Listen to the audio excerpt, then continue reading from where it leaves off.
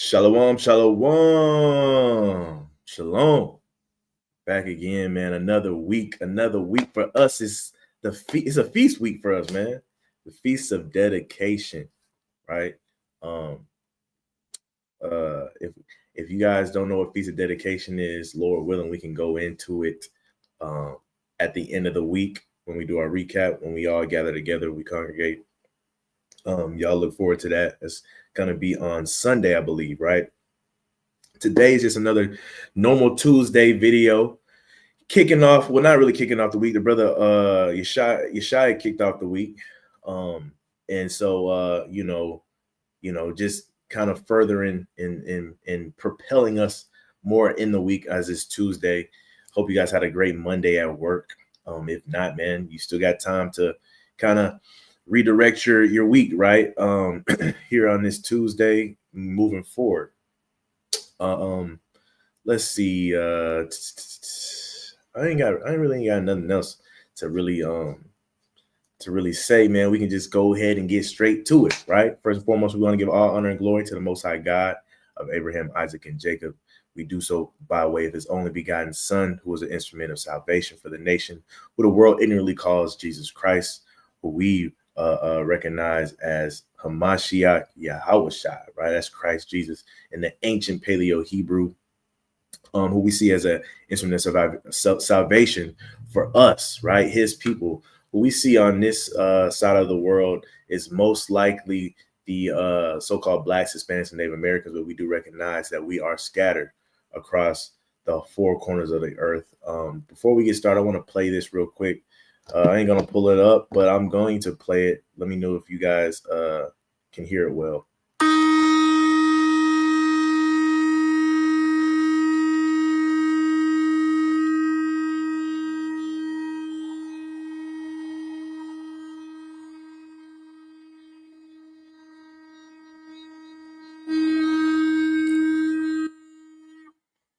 That was the mighty brother Obadiah blowing that shofar, man.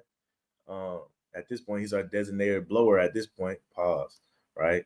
Shalom to the mighty brother Obadiah that's got us with us today. Brother Isaiah with us today. Brother Azrael with us today, and we see brother Baruch, who's going to be scribing for us in the chat. Brother Baruch, please stay awake. Make it through the video. I know you normally do. Right, I'm just saying that just for more encouragement, man, through the spirit, right, to keep you up. Shalom to that, brother. Shalom. Before we get started, man, I got a video I do want to play, man. Does anybody have any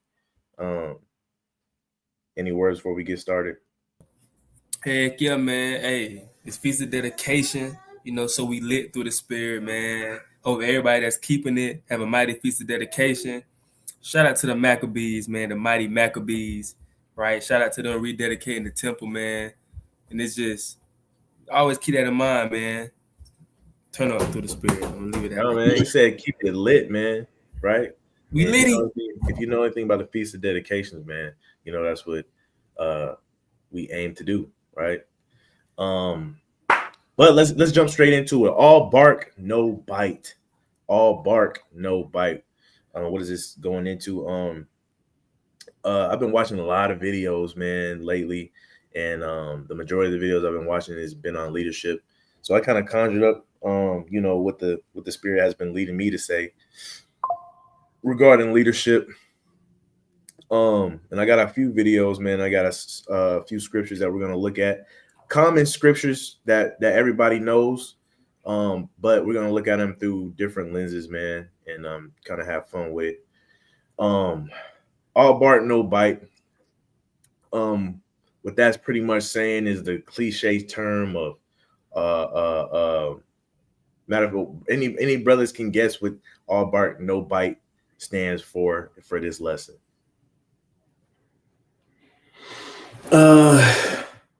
You talk about it, but you don't be about it. Right. You know what I'm saying? All talk, no action. Right. And so with that being said, I want to say this: your work qualifies you as a leader. Your work qualifies you as a man. Your ambition does not, right? Your ambition does not, right? I'm gonna share my screen real quick. We're gonna see this first video before we jump into some scriptures. Let's see here. Let me know if y'all can hear it. Okay. Let's just imagine that you read books about working out all day long. You knew exactly what nutrition to eat. You know the type of workouts you need to do to build muscle, but you never worked out. You never went to the gym. I don't read the books, but I go to the gym every single day and I work out every single day and I eat the right foods every single day. I'm going to have better results than you, even though you know more than about the subject than me. The difference is I'm taking action while you're sitting there simply consuming. And that's what most people are doing when it comes to online. They are just consuming. And I hate when somebody that's never put in the work, I hate when someone that doesn't have the results try to tell me what I should be doing because you're just talking. Let's just imagine that. Right. He said a few good things in this real quick. I'll wait to pull my screen up. We can start from top to bottom. I'm gonna play this again and I'm gonna pause it throughout while we get these two precepts. If the first person can pull up Proverbs, what I want first. Let's go with Proverbs 13:4, and then the second person, can you give me Proverbs 26:16? Right, and I'll just have you guys, y'all brothers, read that out aloud. Right. That you read books about working out all day long. You knew exactly what nutrition to eat. You know the type of workouts you need to do to build muscle, but you never worked out. I mean, you know a lot, right? You know a lot. You might know facts, man, but you never put it into action, right? You never put it into action. You got that first precept for me? This is the book of Proverbs, chapter 13 and verse 4, and it reads, "The soul of the sluggard desireth and hath nothing, but the soul of the diligent shall be made fat." Right, man. It's a classic precept, right? It's the soul of the sluggard desires something. This is what he's saying. Like, man, a lot of people desire something, man, right? They want something to come to pass, right? But they end up empty-handed because you never took that information and put it to use, right? Let's see if this will You work. never went to the gym. I don't read the books, but I go to the gym every single day and I work out every single day and I eat the right foods every single day. I'm going to have better results than you, even though you know more than about the subject than me. Boom. Even though somebody might know some more about you, bro, right? Somebody else can reap the benefits from it because they actually put it into action. You got that second precept for me, Brother Azrael? The book of Proverbs, chapter 26:16. The sluggard is wiser in his own conceit than 7 men that can render a reason. Right. The sluggard is wiser in his own conceit than 7 men that can render a reason. In the G&T, it reads like this. It says, a lazy person will think he is smarter than 7 men who can actually give good reasons and back up their opinions. Right. And so when you look at that, it's like, yeah, lazy person. And you know, the crazy part is true sluggards, true lazy people, when they look up this information, they think that makes them not lazy, right? Just looking the information up because they took the time to Google or ask ChatGPT, whatever may have you, right? But it says that a diligent person, right, will have good reason behind what they're doing, and they have works to show for it, right? And that's what the brother's saying right here. He said, you might know more than me, but I'm getting more stuff done. The difference is I'm taking action while you're sitting there simply consuming. And that's what most people are doing when it comes to online. They are just consuming. And I hate when somebody that's never put in the work, I hate when someone that doesn't have the results try to tell me what I should be doing because you're just talking. Right, man. You know what I'm saying? It gets to a point, and we all know people like that, man. You know, you decide to go on something for yourself, and you know, you start doing something and you try to stay consistent, and it's new to you. So you bump your head here and there, and then you always got that one brother, that one sister that be like, actually, you should be doing it like this, even though they ain't never tried it before in their life. You know what I'm saying? We all know people like that. You know what I'm saying? And it's like, dang, you chimed in, and I really didn't even ask for you to chime in. It's already hard enough trying to get it done myself. It's already, like, for instance, take like running, right? Somebody might take up running every day and say, man, I really want to be a marathon runner. And somebody ain't never ran a marathon before ever, right? And they DM you should really take it easy on the first mile, and and the brother hasn't ran a mile and since he was in middle school. You know what I'm saying?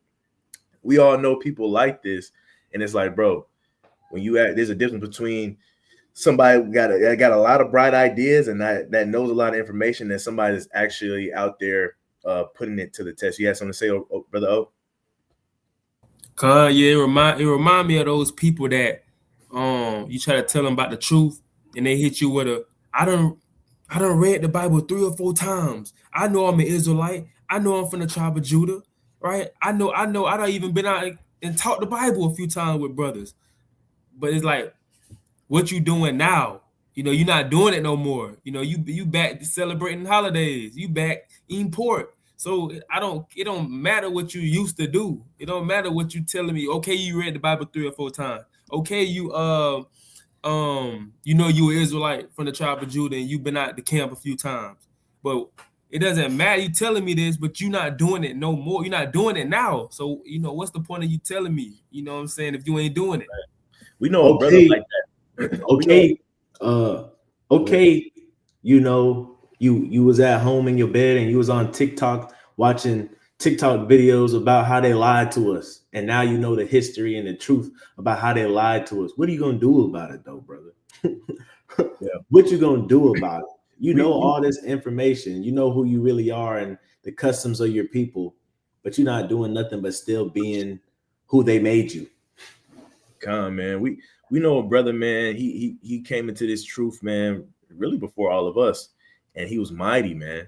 You know, and then he kind of started falling to the wayside, doing his own thing, man, having his own revelations and whatnot. But every time you see the brother, you know what I'm saying, like, he's a good brother, man. He's cool. But every time you see the brother, he's not keeping no commandments, but he has, you know, the bright idea to tell you you're supposed to be doing X, Y, and Z. And it's like, bro, why are you even chiming in? You're not even trying to keep the littlest of the easiest of the commandments. You know what I'm saying? So to Brother O's point, we know people like that all the time. Even when we deal with Christians, or, you know, so-called Christian apologists or whatever, right? You know, they always, one of their go-tos is, you know, we was talking about it earlier today. We met this one lady, and, you know, she was going back and forth with us about the law and whatnot. And she was saying, like, can't keep the law, and then she assumed that we wasn't wearing fringes until we showed her, and it was like, hey, it's easy to do this. It's like, man, if you ain't gonna try to practice this stuff, man, don't even bring it up. You know what I'm saying? That's how it is in life in general. You know what I'm saying? If you can't put you can't put your money where your mouth is, man, shut up, right? This is the book of Psalms, chapter 37 and verse number 4. If I can get a brother to read this for me. The book of Psalms, chapter 37 and verse 4. Delight thyself also in the Lord, and he shall give thee the desires of thy heart. Right, the desires of your heart, man. I brought this up to lead us into what we're about to read next, and it's about to be, you know, based on our desires and based on certain people's desires, in this truth, right? Being desiring a certain position, right? And I think we're gonna segue into something really good here. Let me pull this up real quick. It's 1 Timothy 3:1, right? Starting from the top. It's the book of 1 Timothy chapter 3, starting at verse 1. And it reads, "This is a true saying. If a man desire the office of a bishop, he desireth a good work." You know, the funny thing about this is people look at it as, you know, if you're desiring the office of a bishop, you're desiring to be a bishop, right? Another way to look at this is not necessarily that you're desiring to be a bishop, right? But you're desiring to fulfill the characteristics of what it means to be a bishop, right? And it's like, you know, it's like when people say, man, yeah, you know, you got celebrities and they'll say like, man, everybody wants what I got. You know, everybody wants the cars and the clothes and the girls. Everybody wants to, you know, have a jumper like mine. Everybody wants to, you know, have a mean left hook like mine, but they don't know what it took to get here. A lot of people don't want to do what I've done to get in my position, right? It's the same thing with being a bishop. And I have bishop here just as a substitute as a leader in general, right? When it says if a man desires the office of a bishop, I'm talking about if a man desires the position of any type of leadership, right? Whether that be a bishop, whether that be a camp leader, congregation leader, a pastor, or whatever, whether that be a husband, whether that be a father, right? Whether that be a coach or a supervisor, right? These are some of the characteristics that you should be desiring. You shouldn't be desiring the position. You should be desiring to obtain the characteristics that come with the position, because ultimately, once you assume those characteristics, you'll already be that person. Ultimately, if you assume these characteristics and it's openly seen, people will all automatically put you where you assume where you should be assumed to be, right? Which is in that position, of course. Read verse 2 for me. Verse number 2, "A bishop then must be blameless, the husband of one wife, vigilant, sober, of good behavior, given to hospitality, apt to teach." We're not going to get into the weeds of the whole one wife thing, right? But make sure you're a good leader to whoever your intimate partner is, right? Which should be your wife, right? Make sure that you stay vigilant. A good man has very good awareness skills, right? A good man is will stay sober, right? When you look out into the world and you see a lot of men that, you know, every time you see them, they always got a beer in their hand and stuff like that. It's not really a good leader, man. You know what I'm saying? It's not even a good man. Why you always something's going on? Why you always drinking? You know what I'm saying? Life stressing you out that hard, right? Go ahead, brother. Man, you know, it's a difference between enjoying something in gladness or enjoying something in sorrow and preferring a state. There's some men that prefer a certain state of being, right? And what the brother is saying is if you are a man of value and if you are a man of good reputation, you're gonna prefer a sober lifestyle. You may have a drink or two, but you prefer to be sober minded. You prefer to have your wits about you, right? There's certain men that prefer to be tipsy all the time, and you have to ask them, brothers, like, what are you trying to escape, brother? Whatever you're trying to escape, brother, as a man, you need to figure it out, sober up, figure it out, so you can stop trying to escape it. You have something to say, brother O? I remember when I first around the time when I was coming to this. It was around the time when I first started street teaching. It was some older brothers that used to be around, and they used to come to camp, and you can smell like the liquor under their breath. So it's like, you know, like the brother Azrael saying, "What you trying to escape?" You know, coming to camp, you can smell the alcohol on your breath. You know, you already done drunk some before you coming to teach, and it's like you gotta check your spirit, man, and making sure that you're able to teach the sheep, because we got a lot of stuff going on and you can't control your liquor. You shouldn't be able to try to go out there and teach the people, man. If you can't control yourself. That's a good point, man. Right? You can't even have the discipline enough to know. Yeah, I was talking to Azrael today, and I was talking about some brothers that came and visited us at camp one day. And one brother came, he was sober. The other one came with liquor in his cup, man, on the Sabbath day, like Brother O was talking about. It's like, bro, situational awareness. You know what I'm saying? You better go meet brothers for the first time on the Sabbath day, and you coming with a cup full of lick, man. You're not a leader. You're not a leader, man. You know what I'm saying?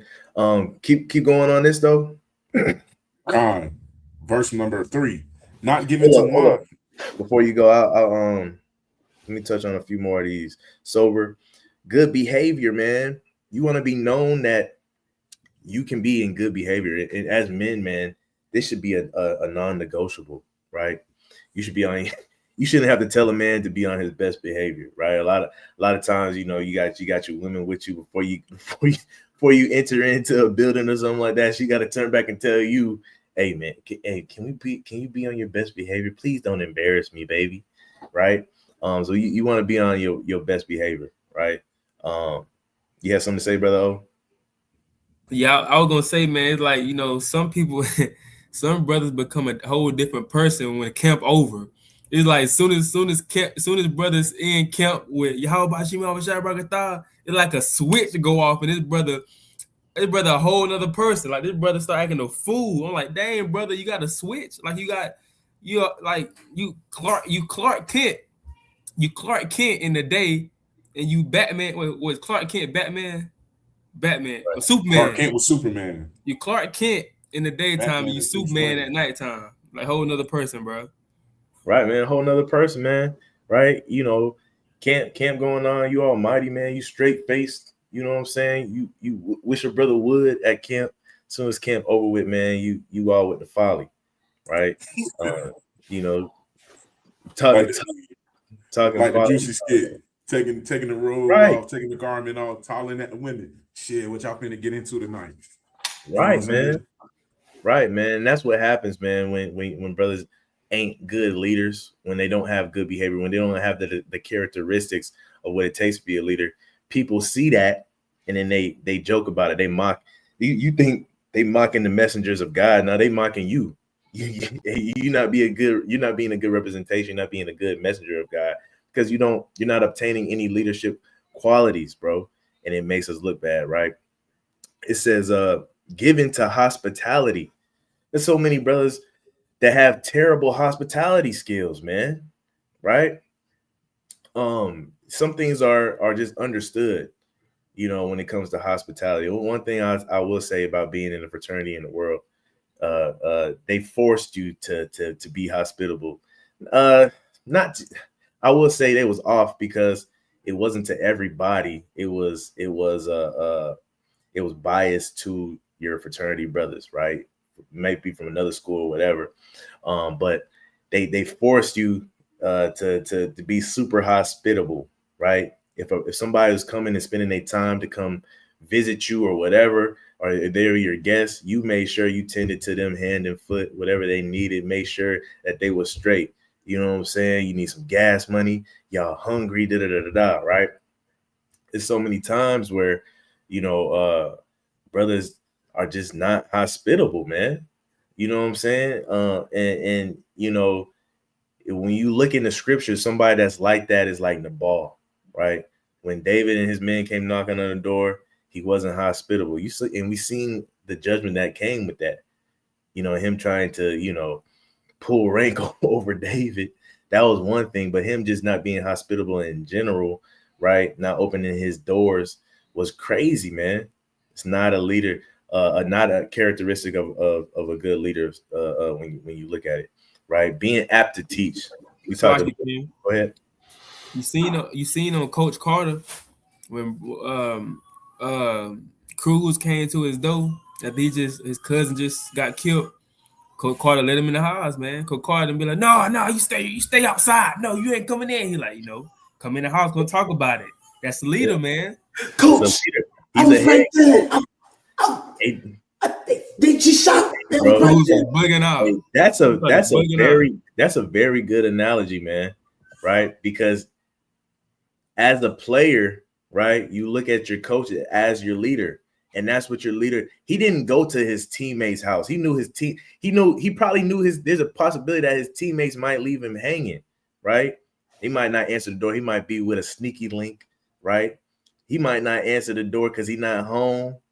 But I know I should be able to count on my leader, my head coach. I should be able to count on him, right? And he did.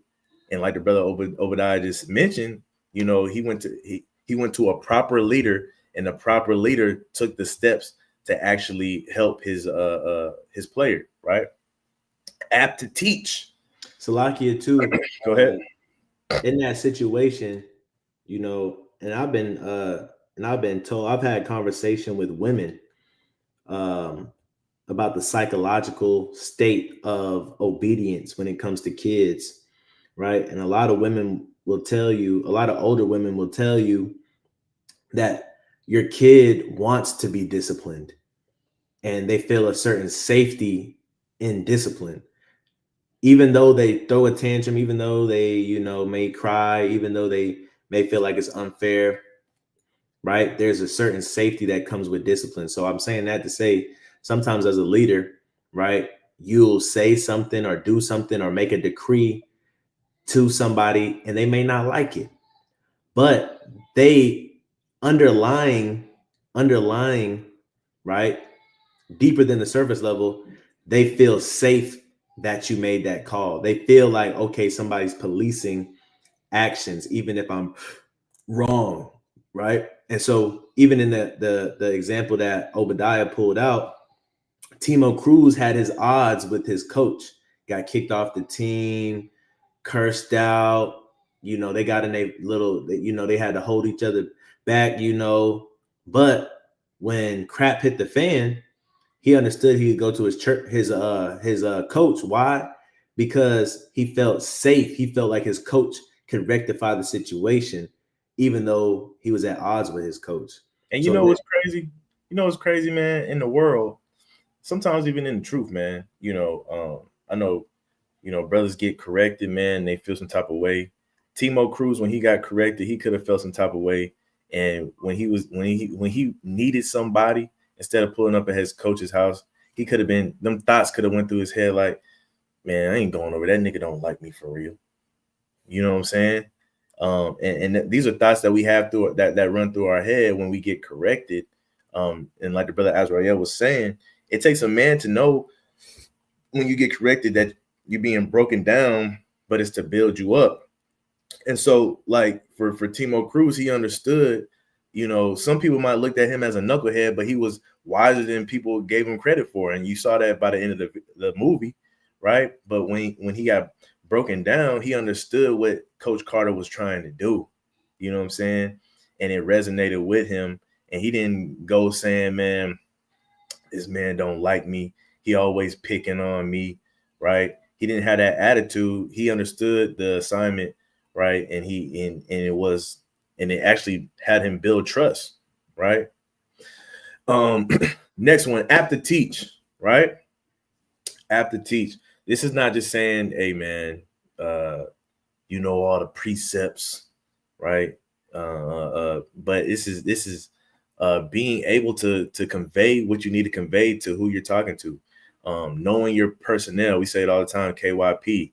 Knowing who you're talking to, whether that if you're the head of a house, know that you're talking to your child, know that you're talking to your wife, right?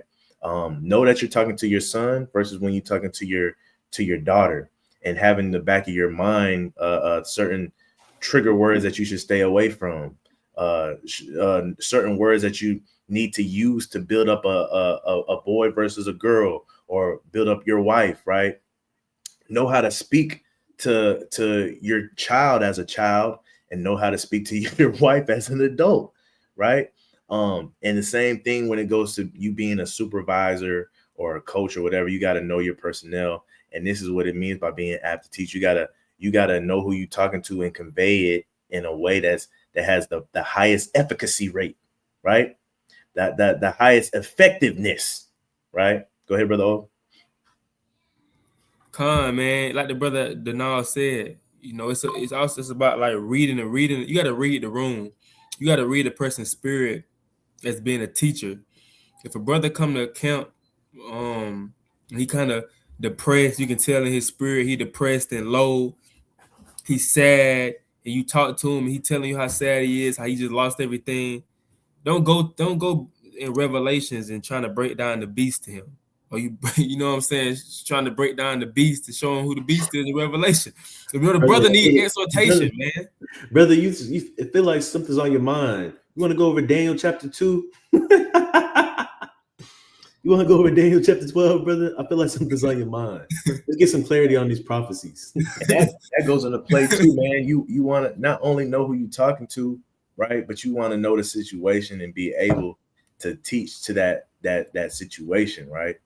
And sometimes you got to know when it's not your time to tell somebody about something that you don't really know about, right? Because faking the funk never works either. You know what I'm saying? Mm-hmm.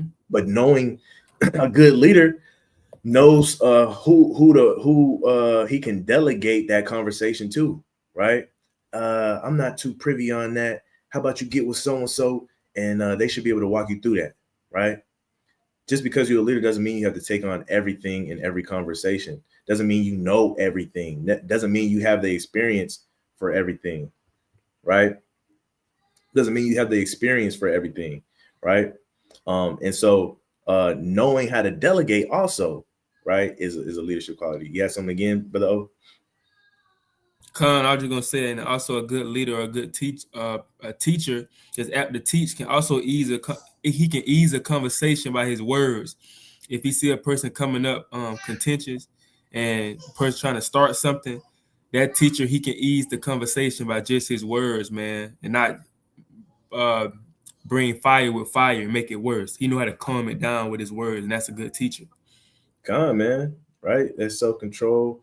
That and that's power right there, man.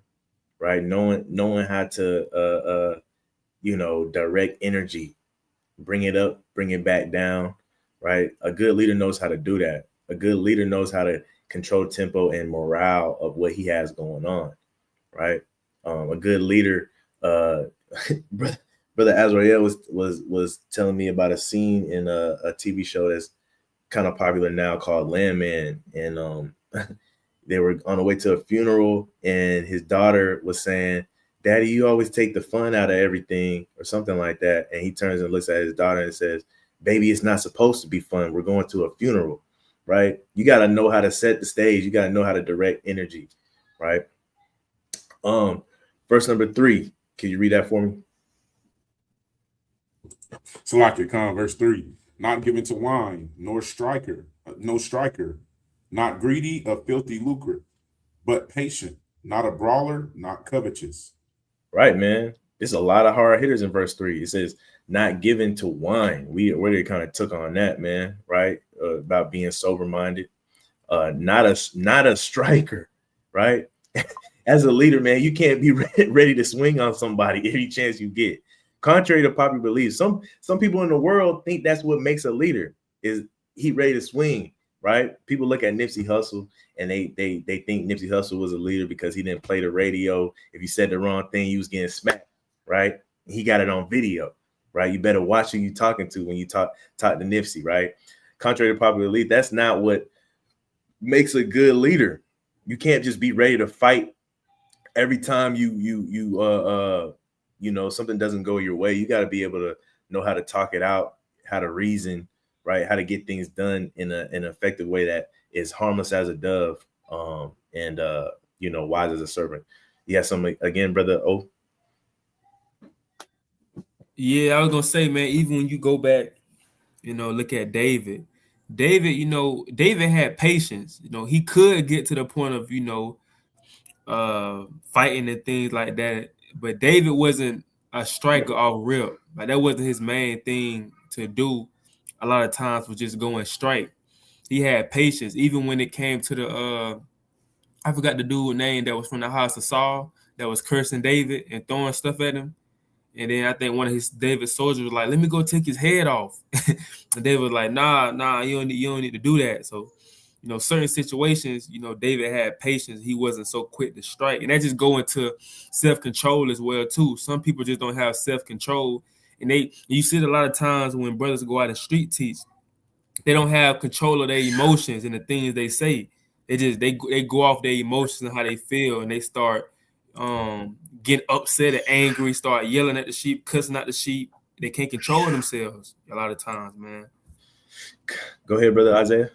If for the brothers on the screen, man, if y'all would have looked in the stream yard, y'all would see I kind of already mapped out the lessons that I would the next 2 lesson on days that I would be leading the lesson. I kind of already mapped them out and put them in, so that way when we log on, I can always stay in reminding of what my topic is and build talking points from there. But nonetheless, one of the lessons I had titled was called "Run," and it's based on the song, right? Run, y'all know that song, run, run, run, run, run. And it was based on exactly what verse 3 just said, not a striker. And I know you'll go into it as well, Brother Denal, but it also says not a brawler. And it was pretty much based on fleeing opportunities to let, like the brother Obadiah brought out, your emotions get out of control. He brought up a good example with David. The best example that, and we'll go into it on that lesson too, but the best example I think of is sometimes in life, man, we be getting bent out of shape and ready to throw blows over words. And we be getting bent out of shape and ready to throw blows about simple things. But David literally had Saul trying to kill him, and he still didn't come to blows with him. You know what I'm saying? He didn't take the opportunity to kill him, even when he was standing over him as he slept throughout the night, right? When Saul's protection lacked and David found him, you know what I'm saying, and stood over, and he could have took his life then, but he still didn't do it. So we got to be learning how, even as people, to control our emotions to the point where we're not ready to strike just because somebody says something that we don't like, somebody does something that we don't like. Even if you're having a conversation with somebody, you kind of got to know when to de-escalate or remove yourself from that situation to keep it from getting to that point, right? Because again, our job is to make sure that we're the first thing, like it said in verse 2, was blameless. To be as blameless as possible is the goal. And even if you've done things wrong already, from this point forward, you got to strive to do everything the correct way from here on out. And that's what goes into it. So that was a mighty point. Con, man. When you look at striker, man, one thing I think, and I speak as a man, but I think a good tool for every man or every young man to have or to experience is having a dog, right? And get it from a puppy stage, right? Get it from a puppy stage. Try to teach it some commands, right? And I say this because that way you get some firsthand experience with being a leader, right? When you have a dog or a puppy, right, you become the leader of the pack to that puppy. When you start trying to teach it stuff, that dog is gonna irritate you, bro. that dog's gonna act stubborn, right? When it comes to a striker, they always tell you like, hey, look, bro, if you got anger problems, you don't need a pet.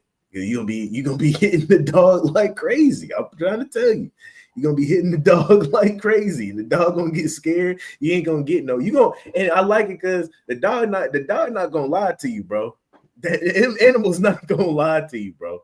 You know what I'm saying? Dogs they will love unconditionally, but only so much, right? It gets to the point where you out in public and you just go out and try to pet your dog, and he because he think you finna hit him. You know what I'm saying?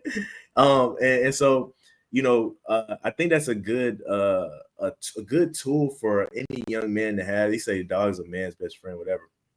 But I think it's a very good tool for a man, if it's feasible, get you a puppy, man, before you take on any leadership roles at school, before you take on any leadership roles in organizations or whatever. Get you a puppy, man. It's gonna teach you a lot of good things, right?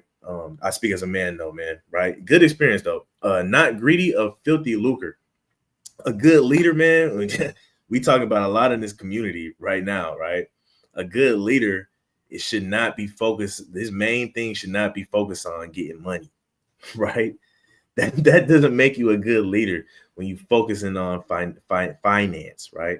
A good leader knows that finance will come, right? But that comes at the end. That's the payout for being a good leader, right? For honing in on a vision and making the vision come to pass, that finance will come. But we all know if the first thing on a leader's mind is money, it never ends well. He'll end up crossing his people, right? He end up not keeping the main thing. Things get shifted out of order, right? He'll start putting money over his love, start putting money over his kids, right? Next thing you know, he doing some crazy things for some money. So a leader should not be greedy of filthy lucre. A leader should be patient. That's why I say when you get that puppy, when you get that dog, he's going to teach you how to be patient, right? that puppy's going to teach you how to deal with kids. Puppy's going to teach you how to deal with your woman. That puppy's going to teach you how to deal with strangers, right? Because it's going to supply a sense of patience in you, right? Because that puppy is going to irk you. It's going to cause you to be bitter. Go ahead, brother O. Going back to the filthy Lecrae, man, our leader shouldn't definitely charge his congregation for the word for a breakdown. I just feel like a person that's a leader, if he's doing that, he don't really care about his congregation, man. Like, why are you charging for the word? Why I gotta pay you for this breakdown? I feel like that's a lack of respect for your congregation. Likewise, right? When you deal with filthy lucre, you're dealing with somebody that would sell their daughter's body, man, for some money, right? You would sell your wife or your girlfriend's body for some money. You down on luck, hey, go ahead and do what you got to do. You know what I'm saying? A lot of people don't think that happens, but stuff like that really happens, right? You know what I'm saying? We know plenty of brothers. Oh, I wouldn't even call them brothers for real, right? We know plenty of dudes that are in full support of their girls having OnlyFans accounts and all that stuff. And they the ones taking the videos and the pictures for them, man, right? Why? Because they're not real leaders, right? They're full of greedy, filthy lucre.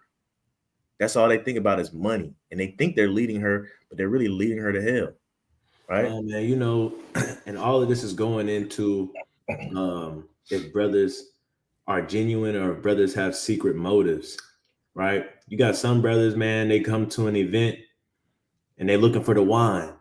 Brothers got the wine, brothers got wine. Brothers need me to go get some wine. And then when they get the vibe that everybody chilling, now they want to leave early. Now they got to make an excuse to go home because they just came for the wine, right? Then you got some brothers, they always looking for an excuse to argue so that, they can fake fight somebody. They don't even want to argue. They don't even want to argue so that they can get sharpened. They just wanted to get heated. So brothers got to hold them back, right? He's always motivated by striking. Then you got brothers, the filthy lucre. They always, everything they do is for money. So you always got to watch that brother. He come up with a good idea. You got to watch that brother because you can't question it. You got to question all his intentions, man. Yeah. So all of these is going into brothers' intentions, man. And you can't be given to this stuff because it's going to corrupt your intentions, man. Right.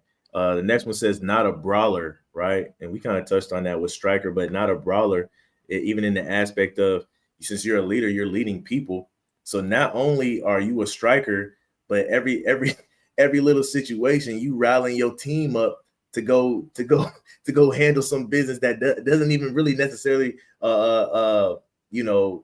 concern them, right? Somebody offend you, now you telling all your people, oh, we got to go handle this, right? Putting their lives in jeopardy, right? Turn it into a big situation, a big brawl that it doesn't have to be. Not covetous, right? There's a difference between coveting and admiration, right? At a certain level, you can admire somebody, you can admire what somebody's doing or what somebody has, right? But when it comes to covetousness that leads to envy, right? These are the downfalls of anything, right? When a leader is coveting when a leader covets another leader, right? It often doesn't end bad. It often doesn't end well. you can't even think straight because you constantly thinking about what this brother's doing, right? And how can you outdo this brother, or how can you get what this brother has, right?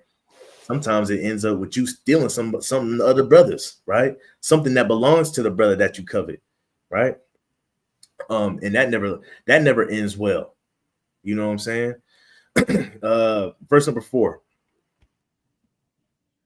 It says, Verse 4, it says, one that ruleth well his own house, having his children in subjection with all gravity. right, when you're desiring to be a bishop, you're really desiring to have these attributes, these characteristics, and then somebody will see you doing these characteristics, and I tell people you won't even have to ask for the position. People will recommend you for it, right? When they see how well your house is in order, right? They think, man, he has his house so well in order. His kids behave so well. I wish I could get my kids behave like that. His wife behaves so well. I wish I get my wife to act like that, right? He probably do well leading us, right? But you have to be seen as such. You have to be seen as such. This stuff, you can't attain the position and then try to work on all these things afterwards, right? It doesn't work like that. You have to already have these characteristics before you assume the position, right? So if you desire the office of a bishop, or desire to be a leader, desire the characteristics, the precept that we read before in Psalms in 37 said, delight thyself also in the Lord, and he shall give thee the desires of your heart. The key right there is delight yourself in the Lord, right? You want to delight yourself in the Lord. That way, you know that your desires are pure. I said David was a man after the Most High's heart, and so everything that came to his mind, he had the Most High in the back of his mind, thinking like, is the Most High going to sign off on this decision? Is the Most High going to sign off on this desire that I have? And that's how you got to be as a leader. You can't be desiring folly. You can't be desiring vanity all the time, right? A certain level of vanity that we all have, but you can't be desiring vanity all the time, right? I think Brother O has something first. Cause I was gonna say that, cause I know verse 5 gonna get into it as well. But if you're a teacher, man, you going out teaching the sheep, and if your household really ain't in order, man, you shouldn't really be out there teaching. Because like if you can't lead your family, how you gonna go out there and lead the sheep? Your wife, she throwing hot grits on you every other day. Your kids mixing rat poison in your coffee every morning. You drinking rat poison mixed with coffee. It's like you can't control your house. It's like you got baby kids running around your house, and you trying to go out there on the Sabbath day to teach the sheep to be obedient and obey the words of the Lord, and your household don't even obey you. It's like that just got to be in order, man. And we talked about that too. And I'm gonna keep saying this analogy, this example of the quarterback, man, or of a head coach. When everything's going good, you might get a little praise, but a lot of praise goes to the team. When everything's going bad, it's your fault. It doesn't matter if it's your fault or not, it's your fault. And it's looked at as your fault. Why? Because you're the leader. You're the head of whatever you got going on, right? So if the head of whatever it is on straight, right? It is sometimes it's not your fault. But at the end of the day, you got to take that to the chin. You got to go to work, and you got to step in the gap for what else is lacking, right? And once you step in that gap and you turn your situation around and all that stuff, people, then you're gonna start seeing the praise come in again, right? But as a man, as a leader, you gotta understand and know that when chaos is breaking hell right underneath your nose, that the only person that's in charge of getting that together is you. Nobody else is in charge of getting that together. So you need to get that together first before you try to handle something else. We always talk about all the time about putting too much on your plate, right? And that's all this advice is saying is, hey, don't put too much on your plate when you haven't even ate everything from the last go around. You know what I'm saying? You got a lot of dip on your chip right now. You don't need to put too much dip on there because the chip gonna break, You know what I'm saying? Brother Isaiah had something to say? Yeah, I literally was saying that, man, on my drive back to here to set up, for the lesson, that, doing a lot of self-reflection. I said, sometimes, man, as men, we aspire to be the people that, receive the praise and, have the rapport of being the guy to handle a situation, take care of everything. We aspire to be the guys that, be the ones to make everything happen. And there's nothing wrong with that. But at the same time, one, you got to count the cost, make sure that you're in a position sufficient enough to have that responsibility. Two, you also got to realize that with that comes, like the brother going into, if things go wrong, you're going to also be the guy that everybody's going to blame, So you got to look at it from both sides. You want the praise and you want the respect, you want that responsibility, that role. And that's not necessarily a wicked thing to desire, but if you want that, you just got to understand that if things don't go as they plan, as you plan them to, just know that you're going to be the guy that everybody looks to blame. You're going to be the guy that everybody looks to make an example out of. And you got to accept what comes with it, And like we say all the time, we know that, there are situations in life that teaches people how to do things better, regardless of what point you get in that teaches you that. You just got to learn that as a man, you're going to have to bounce back. Like the brother Denal just said, you got to bounce back from that. You can either let that situation, that moment of humbling and humility, that moment of, vulnerability, you can either let it break you or you can let it build you up as a man and make you stronger. Right, man. You know what I'm saying? You in practice, you at the free throw line, and the coach say, if you miss a free throw, man, take off. Right? Now the coach's back is turned. Before you do your free throw, you got your teammate that playing too much on the sideline. Right before you about to release, he do his and you miss the free throw. Your coach turn around, he see you miss the free throw, he tell you take off, and you like, but coach, he did X, Y, and he scared me.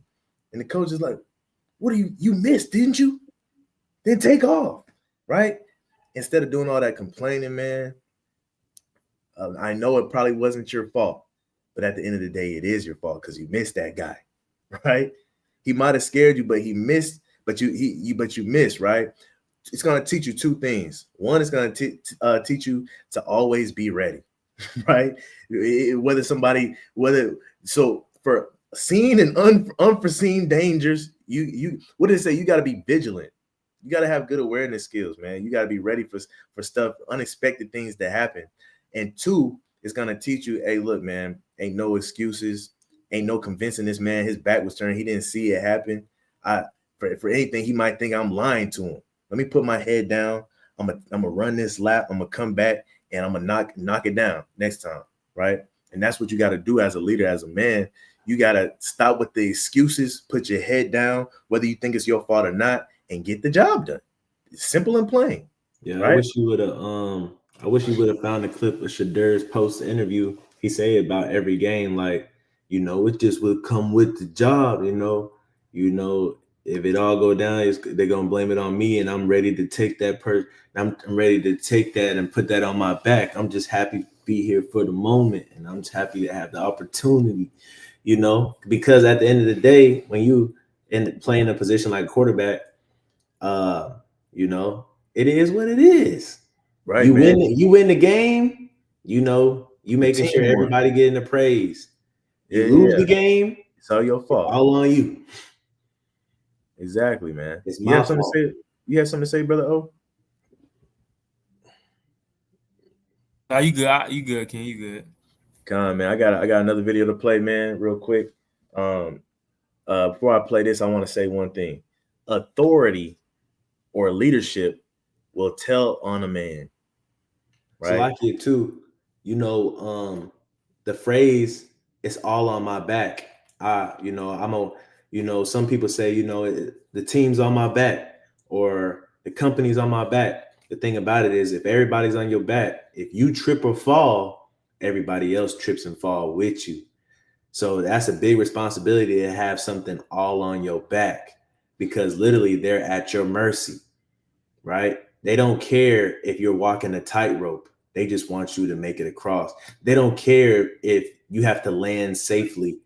They don't care. They know that they're on your back, and they want you to execute, because if you don't execute by default, they can't do nothing about it. So when you assume the responsibility, you have to understand it's other people's lives at stake as a leader. That's a mighty point, man. You trip up, the whole world comes tumbling down, man. You know, everything's on you, and that's okay. It's a lot on our shoulders. We understand that, but how much more diligent, how much more vigilant do you have to be as a leader? How much more locked in do you have to be? How much more blameless do you have to be? We always talking about what it means to be blameless as a leader, man. How much more blame, man? You can't live your life like a regular person, bro. You can't live your life like when you a coach. You can't live your life like a player, bro. You can't. You know. You get to the hotel in the middle of the season, man, and the players are the ones sneaking out and doing X, Y, and Z that they're not supposed to. As the head coach, you can't do that, bro. I'm sorry, right? You might want to go enjoy the fun and all that stuff too. Your players not even supposed to be doing it, but they can at least afford to do it because they're young. They're not the coach. You know what I'm saying? But as a leader, as the head coach, man, you got to carry yourself differently, man. You got to be blameless, because if it looks bad when your players are out there sneaking out the hotel and whatnot, they might get caught and get put in the news. But how much worse does it look if the head coach is out there partying with them? But look, listen, right? A lot of times we see over and over again, coaches get penalized for dumb mistakes that the kids make. And the kids are always apologetic. They're always like, man, it's our fault. Don't blame him. It's not his fault. But you got to understand, even if y'all are doing something stupid like sneaking out of the hotel, if your coach is smart enough and he was about his craft, he would be right there in the lobby waiting for y'all and telling y'all to turn around and go back to the room. Right? Because he already counting the cost. He don't want his reputation to look bad, and he know that y'all might try him. Another thing too, you have somebody on your back. It don't matter that your son or your daughter's on your back and they kicking your scapula, right? They pinch in your face or they're pulling on your ear and it hurt. You can't trip up and fall and then land on them, right? They don't know better. And like the brother said, who cares if somebody was making noises while you were shooting the free throw? Who cares if your kid's on your back and they hurting you? You got to suck it up and you got to make sure they safe, right? Man, you to that same point, you can't shake them off on purpose and leave them in the dust, right? You can't get mad and leave them in the dust on purpose because they're irritating you, bro. You got to find a way to keep them aboard. He just kicked me in my side. What you think I'm supposed to do? You got to find a way to keep going, right? Moving on, man, right? Time is rolling. Before I play this video, man, I want to say where I'm at. Authority will tell on a man, right? We all heard the cliche proverbs of, money doesn't change somebody. Money just reveals a person's true colors. And that's true as well. But the same thing with authority. Authority will tell on a man. Authority will show a man's true colors. I'm going to play this real quick. Y'all let me know if y'all can hear it. And the position of leadership is not a corner office. It's not a privilege. It is a responsibility. Leaders pull, bosses push. Instead of standing around front going, this is the way we're going, boys and girls, let's go this way. I'm pulling rather than standing behind with a whip going, get along, little doggy. And that's one thing I live by too, man, is a leader leads from the front, a boss leads from the back, cracking the whip, right? And then looking at that, a leader, when you think of a leader, you ever watched the movie 300? Leonidas was the leader. He was the king. He was the general. That man led every war in the front. If anybody's going to die first, let it be me. Right? What a leader does, he takes on the grunt of the work. The leader, he doesn't just stand in the back and tell people what to do. Right? A leader is involved. He's not sipping iced tea while his people is picking cotton. You know what I'm saying? There's a difference between a leader and a boss, right? I'm gonna keep playing this.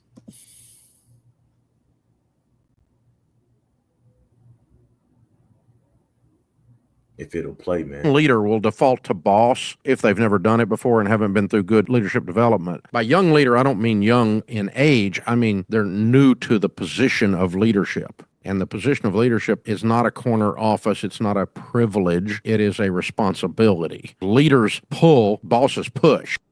Right, man. And so if you understand what he's saying a young leader or somebody that's new to leading. That's why I said, man, get you a puppy, man. Get you a puppy. Really, when you a young man, get you a puppy. Start the experience early, because what happens is a lot of brothers, they take on authority and leadership for the first time in their life when they're a husband, when they're a father, and then people look at it like, dang, does bro know what he doing? You know what I'm saying? But he doesn't, and and that's when you get a lot of people, man. They beat on their wives, right? They beat their kids to death. You know what I'm saying? They cheat on their wives. It's because they took on roles of a leader, but they fell back to being a boss, because that's the easiest thing to do when you don't know what you're doing, right? As a leader, right? You go back to cracking the whip, because that's the only thing it all goes back to control. A boss that cracks the whip, he has to have a sense of control. A leader, man, he knows how to delegate, he knows how to orchestrate, he knows how to quarterback.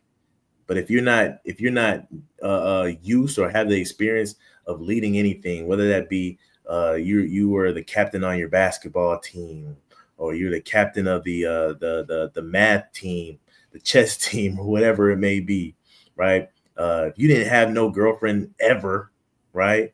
If you was never a coach, if you never led a school project, right? And your first time ever leading is when you get married or when you have kids, it's gonna be a recipe for disaster, man, because you're gonna have to try to figure it out. And the thing about it is, authority, giving the sense of authority to somebody will show that person who they really are. If that person is controlling, it's gonna show almost immediately. If that person is insecure about anything, the insecurities are going to be projected immediately. That person is scared of anything, you're going to see it immediately. If that person, doesn't know anything, isn't wise, isn't prudent, you're going to see it immediately, right? That's why I say get that puppy early when you're a young man and start gaining that experience, because that's why I brought up Timothy, man, because when you desire to be a leader, a lot of people desire to be it and then become it, and they don't have the attributes to go along with it. That's why it says a bishop must do all of this stuff. If you desire to be this, you should already have this stuff checked off in the box. You shouldn't become a bishop and then try to check all these things off. It's not going to work, right? It's not going to work. Let me get some precepts real quick.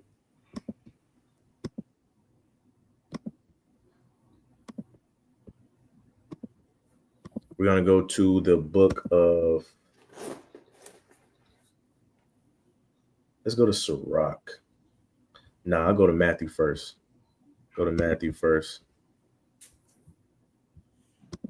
And 23, another classic, and 11.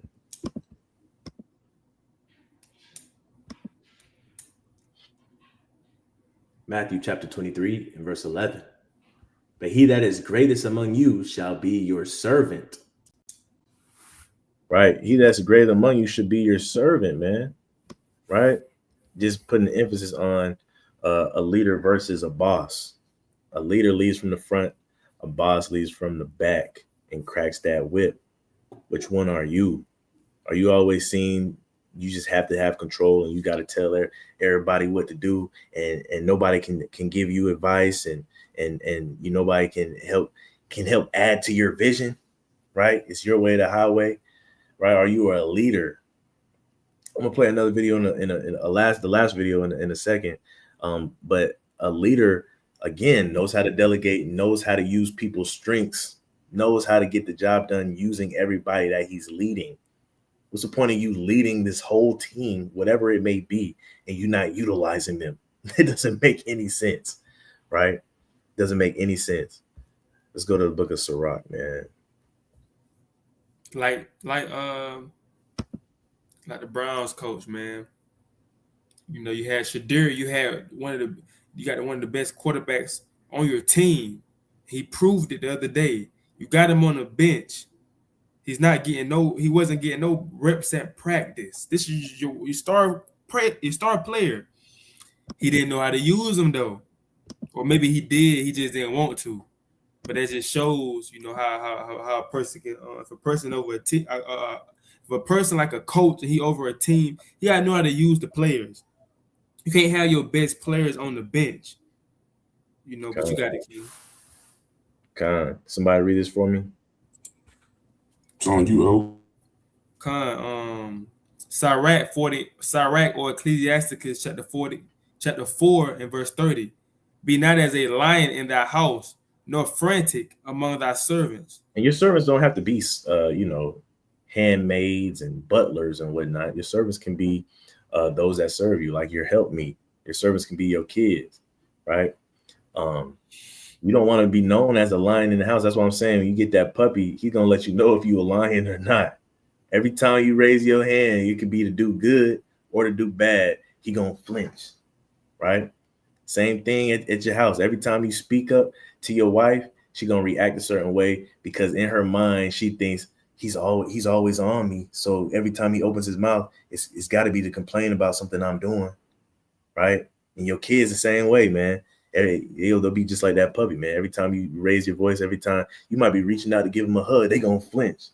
And don't let them do it in public in front of people. People gonna think you crazy. You know what I'm saying? People gonna call somebody on you, bro. You know what I'm saying? You know what parents always say? Boy, stop acting like that. Boy, stop acting crazy, boy. And they get a little side laugh. I don't know why he acting like that. You know what I'm saying? Why he acting like that? Right. You're punching on him. Be not a lion, man. Learn how to love your servants, man. Right? Learn how to love your servants. When you're on a football team or a basketball team, there's a certain level that the leader has to have. He has to have a certain level of balance when it comes to being stern and being relatable and lovable. Right? You got to know when to chew somebody out. You got to know when to build somebody up. No one wants to be on a team where the team captain or the point guard is always screaming. Sometimes in the basketball gym, you playing the game. Sometimes you get to the points in the game where the crowd is just silent and all you hear is sneakers and the ball dribbling, right? And then you got that one point guard and, you might have forgot to cut or something. He just chewing you out when the gym quiet. You know what I'm saying? Why don't you chew? You don't ever cut, man. Somebody take this nigga out. And the gym quiet. You know what I'm saying? Don't nobody like a player like that, bro. You know what I'm saying? You making that brother feel bad. You know what I'm saying? Now there's pressure on the coach. Like the coach was like, I guess we do got to take him out. And everybody in the stands thinking like, man, nobody wants to have a leader like that, man. You got to learn not to be a lion in the house, right? Let me go to Colossians real quick. And I'll say this too, while the other brothers searching for that script, man. And I want to make it clear, man, for brothers watching this. And as I talk to brothers, I'm always speaking to myself too. But never be determined by. I said that wrong. Never get discouraged by, I guess you could say the age of leadership. So what I'm saying is, brother brought up Shadir Sanders, right? He's a younger brother than a lot of brothers, right? Shadir has been kind of in the spotlight for a long time now. He's been kind of in that leadership position for a long time now. And sometimes, as older brothers like myself, I mean, I'm only 27, but, sometimes you as an older brother, you get into comparative politics, start comparing, well, he's had it right and been doing it right since then. And I've not even met my expectations yet. You as a man, like the brother's been saying all lesson long, you just kind of got to lock in and focus on yourself, right? That goes into like coveting. That goes into understanding that everything that the Lord has for you will be for you if you work to obtain it. And that's not respective of your age or respective of somebody else's. That's in his timing, because we've had kings that were super young. You know what I'm saying? We've had kings at 7 years old, 8 years old, right? And they were leading men who were 50, 60, 70 years old, right? But you've also had kings that didn't become a king until they were 26, 27. You know what I'm saying? 25. So I'm just saying all that to say, like, as we do this, going through this lesson and going through these scriptures, man, I just want to, say brothers got to stay encouraged about knowing that if you haven't been doing what you should be doing as a man, as a father, as a husband, as a brother, as a leader of an organization, you have to take from this point forward now to do everything right. I know I said it earlier, but I can only emphasize it because, again, it's important to know that everybody, the Lord has a different timeline for everybody to operate in the realm in which he wants them to. So you just got to stay encouraged, Man. But this Colossians 3:21, it says, fathers, provoke not your children to anger, lest they be discouraged. Fathers, man, leaders, provoke not your children to anger. Leaders, provoke not those that's underneath you to anger, lest they be discouraged, right? We all seen videos where father's too hard on their kid. Analogy we've been using a lot of sports. So, he might be hard on his kid playing basketball, and the kid just get fed up. And the next thing you know, he taking the ball, he throwing it at his dad, saying, "I hate you," and he run away. You know what I'm saying? Why you always on the road? You know what I'm saying? And you just get discouraged, right? Provoke not your children to anger. I know it wasn't his real dad, but in Baby Boy, you had Snoop Dogg. He kicked over the little man's fort, man. And then the little man looked at him. He said, "I hate you." He said, "I hate you too, little brother." You know what I'm saying? And so you can't do things, man, that's gonna discourage your kids. What does that look like, man? What does that look like? Not being there for them when you should, right? You promising them, yeah, I'm gonna come to your game, but you always late, or you never show up, right? You spend more time with something that doesn't matter versus spending time with them, right? You know what I'm saying? They see you go out and they see you be mighty, right? But then when you come home, you quiet, you don't want to teach them nothing. You know what I'm saying? And all of this stuff will lead them to anger, and before you know it, man, they'll start chumping you off in your own house. You try to teach them, tell them to do something, and they start chumping you up. Nigga, who are you? You don't be here. I'm the man of the house. You know what I'm saying? You don't want that to happen, right? You can't provoke your children to anger, right? I'm gonna skip some of these precepts, man. So I had an example, King. Go ahead. Even when it be like when parents or when a child do something wrong, they'll go to social media and then they will embarrass their child in front of the whole internet. Like I seen a video of a father, I think he was from Memphis, and he was sitting by his son. I think his son, I don't know what the game bang or something like that, and he was talking to the camera, and he had messed around and turned to his son and slapped his son in the face. He like, "Y'all come save him then. Y'all come save him." So like, bro, that don't do nothing but make your child, he gonna want to be a killer. He might want to kill you. You just slapped this man in his face in front of everybody. He already gonna get, talked about at school because he got slapped in the face by his daddy.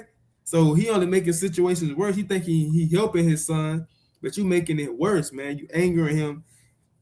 It didn't have to be on camera. Talk to him off camera. Everybody want to do stuff on camera. They want to rebuke on camera and show that they're being a good dad and they chastising their son. They gotta let everybody know that, but it don't have to be for everybody to see, man.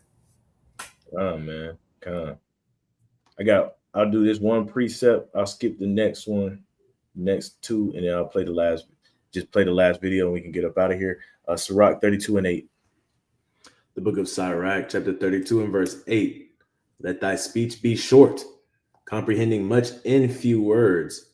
Be as one that knoweth and yet holdeth his tongue. Now watch this, man. I'm looking at this as saying, like, let thy speech be short. Like, don't do too much talking. We all know all of those those fighters, man, that say, I don't do too much talking, right? We know those people that say, I can show you better than I can tell you, right? I look at this precept and saying like, hey, you don't have to do too much talking. And when you do talk, it should be a few words because your actions should speak for you, right? Be as one that knoweth and yet holdeth his tongue. You know you can knock this person out, but I ain't even gonna tell them I can knock him out. I can show you better than I can tell you. Let me knock you out. And I don't even have to tell you I can knock you out. You can be on the floor. You know what I'm saying? And as leaders, that's something we got to do. We just previously talked about as a quarterback, right? Sometimes things go bad. Sometimes we got to be able to be quiet, get the job done, and then, you know, when everything figures itself out, then you can come and tell everybody, yeah, I was really battling with X, Y, and Z, but we figured it out because we did X, Y, and Z, right? That sounds a whole lot more better than in the midst of chaos, you giving excuses, right? And this is just being a leader in general, man. It doesn't matter what type of leader you are, right? I do got one more video, and then I got some closing words, and we'll get out of here. Let me see, man. Man, did I just do that again? I'll be exiting out of the screens, man. I'll be exiting out of the screens. Hold up. There it go. Thank God for technology, man. You can resume. You can get back the screens you exit out of. All right. Y'all, let me know if you can hear this. RIP is Kobe. I had a teammate that spoke to me and said, hey, Cole, I just want to feel like as a teammate, you need me. Duh. Yeah, of course. But I had to kind of think about where that was coming from for him and his story and his journey and what that meant to him. And that opened my eyes to there's a bigger game being played. It's not just basketball, but it's the emotions of each individual and the backstory that they're carrying with them, the baggage that they're carrying with them. And if I really want to be a champion and be a great teammate, I have to understand what those mean to help them become better and in turn help me.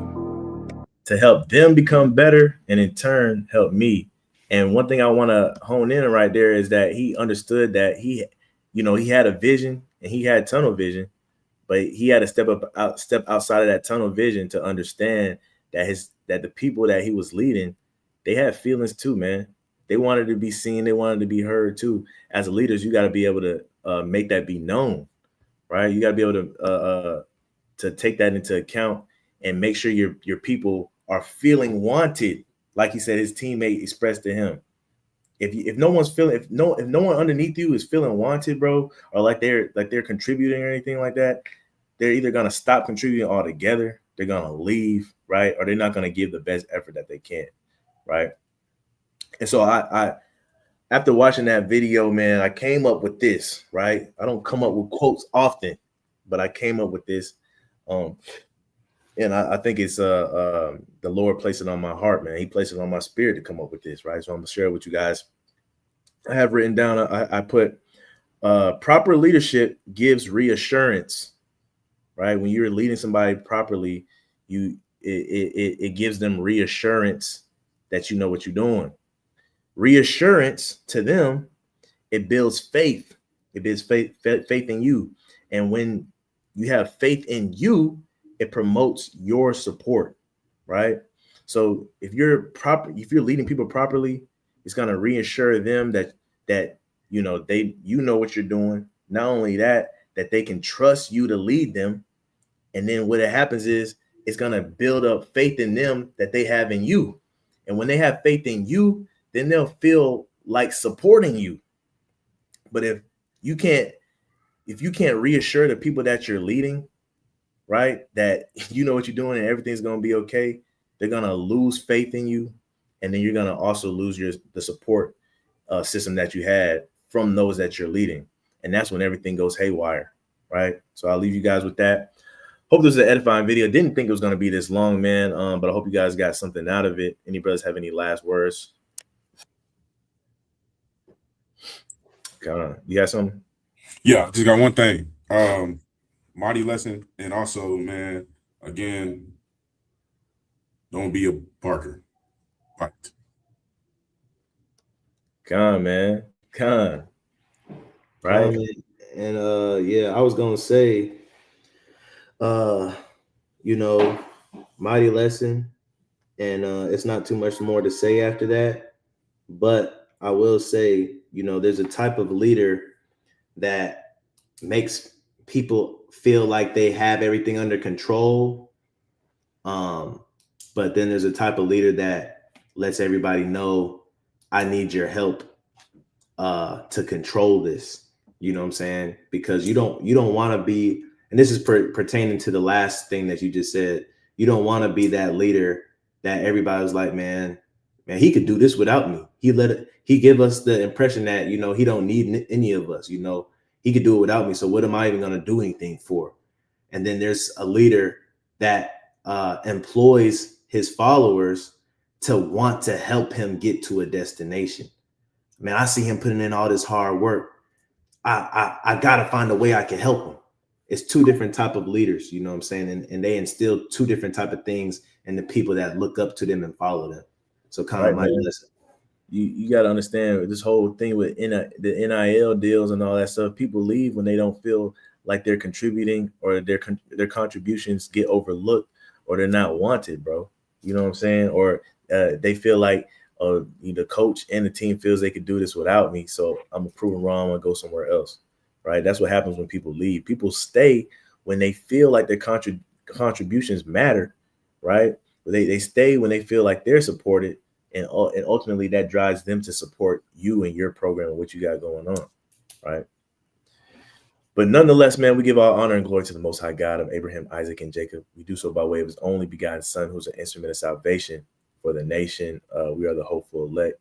Hope you guys were edified this Tuesday, man. Hope this video helped somebody out, helped a young man out, and gave him some tips on leadership. Before we go, Brother Baruch said he had something to say.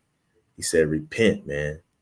Repent as a young man, as a leader. This is what you must do, is repent to become blameless, right? Turn from your wicked ways. And remember, Christ said, if you're not gathering, you're scattering. We'll see you guys next time. Shalom.